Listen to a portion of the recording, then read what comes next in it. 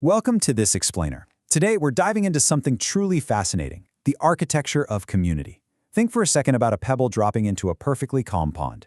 That single, simple action creates a profound ripple effect, right? It expands outward, touching literally everything in the water.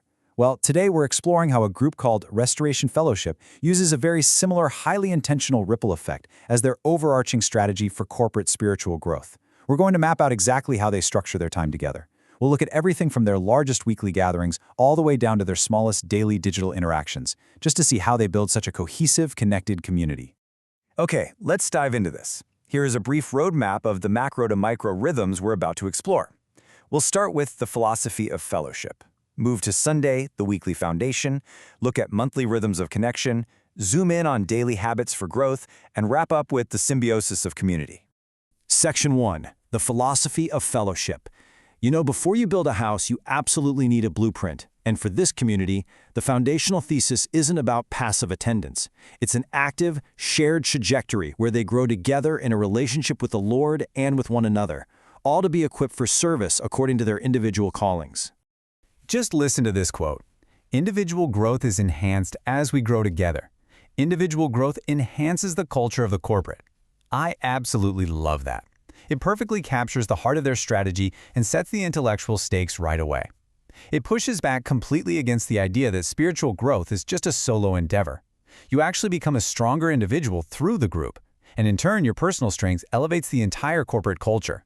It's this beautiful, continuous upward cycle of mutual benefit. Section 2. Sunday. The weekly foundation. We're zooming out to the macro level now. Sunday really serves as the primary anchor, the weekly foundation from which all their other community habits spring. Let's walk through exactly how they structure this foundation, because the pacing here is highly intentional. They start off totally unified in corporate prayer, but notice what happens next in step 2. They immediately break down into intimate prayer groups of just 2 or 3 people. Then, for step 3, it's right back to the corporate level for praise and intercession. Step 4 moves into the sermon and prophetic edification.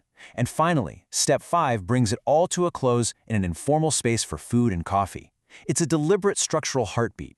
You can really feel that intentional ebb and flow, from a massive corporate scale right down to an intimate scale, and back again.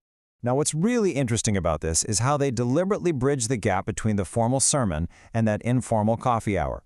Immediately following the sermon, they provide specialized individual prayer opportunities for anyone who might be ill or just desiring specific ministry.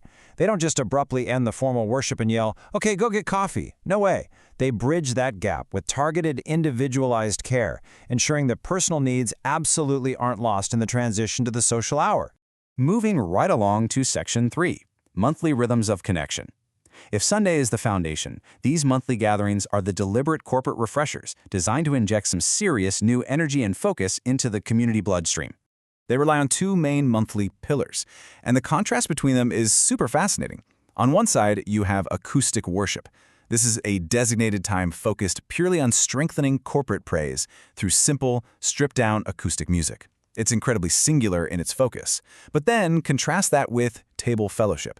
This is a highly multifaceted gathering. It follows a rich, multi-layered pattern. There's a short encouragement, partaking of the Lord's table, sharing from the scriptures, ministering in the gifts of the Spirit, and then finally sharing a meal together. So structurally, they are alternating between the focused, simplified intensity of acoustic praise and a complex, highly communal table experience. Section 4. Daily habits for growth. So how do they sustain all of this connection Monday through Saturday? You need a daily buzz.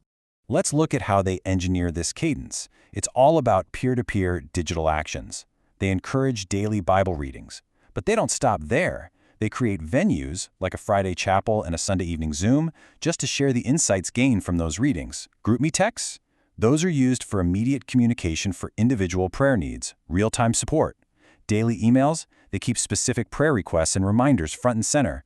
And those Zoom meetings? Continuous prayer sessions held Monday through Thursday, plus Saturday. It is literally a comprehensive digital architecture for the soul, keeping the fellowship intimately connected outside the physical building, so absolutely no one slips through the cracks. Section 5. The symbiosis of community. Let's step back and tie these macro and micro concepts together. When we look at this entire structural blueprint, we see it as definitely not a random collection of events. The daily digital touchpoints, the focused monthly gatherings, and the foundational weekly Sunday service, they all interlock to form a comprehensive architecture for connection. The micro feeds the macro, and the macro feeds the micro. The source material summarizes this entire complex strategy with one simple, powerful motto: we're in this together. Community building is never an accident. It doesn't just happen because people happen to be in the same room.